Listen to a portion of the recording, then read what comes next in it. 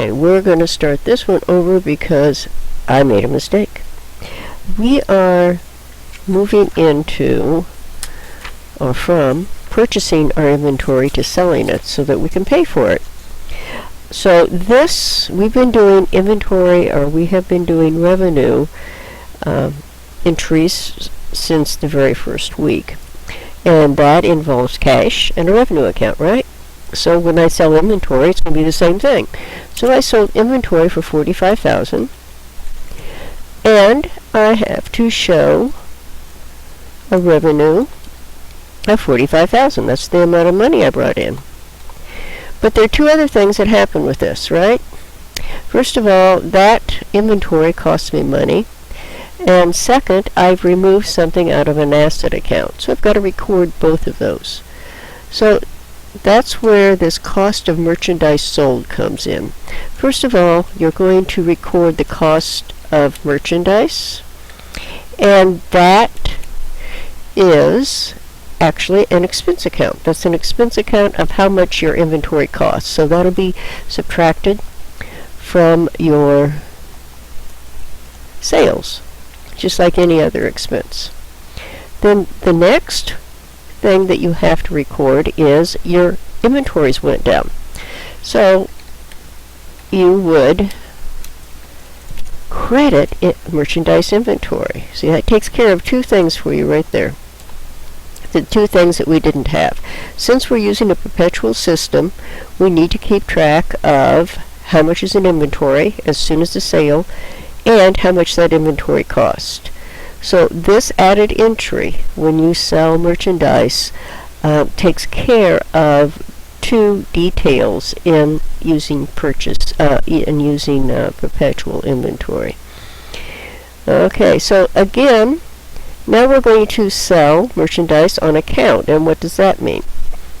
Well, when we sell things on account, when we buy things on account, it's accounts payable.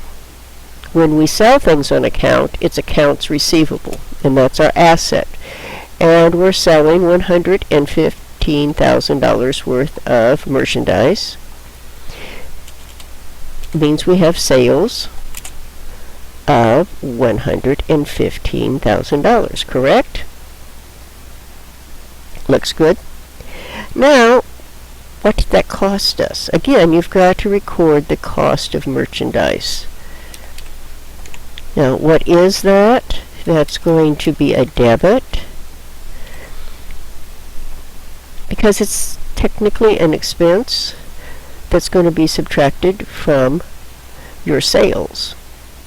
And we have to remove it from inventory because we no longer have it in inventory and it's not our asset. So this entry sets that up. Now, I've given you two very good examples. We're now going to use a charge card. And in most cases, a charge card is, or a credit card, however you want to look at that, the same thing as cash. So I'll let you record these two. And an American Express is the same as a Master charge or a Visa charge. It is a credit card.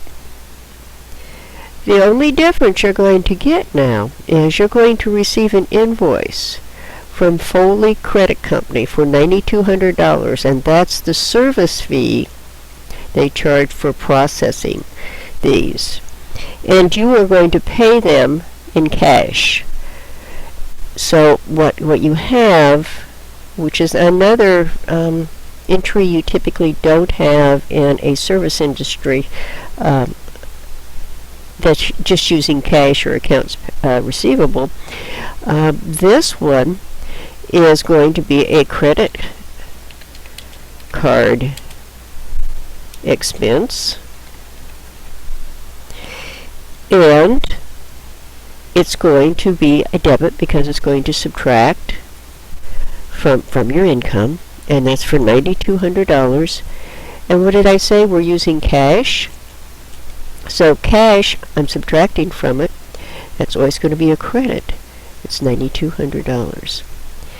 And that takes care of the sales. The one thing I haven't shown you here, and that's if you have a sales return. And a sales return would be, I guess we could do one real quick. No, let's just stick to this. That'll confuse you. Let me finish this one off, and then we'll continue on. I'll show you a sales return in another video.